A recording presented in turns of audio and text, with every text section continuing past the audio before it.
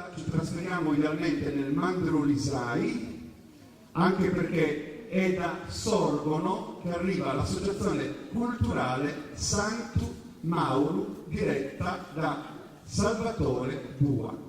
Un applauso forte per gli amici di Sorgono.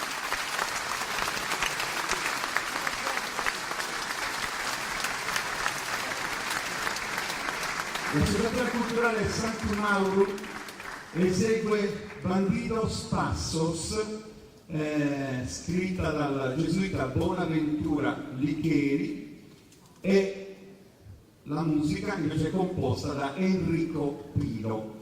Siete tutti in scena, ovviamente abbiamo detto diretto da Salvatore Bua, il sodalizio Sanctu Mauro di Sorgono.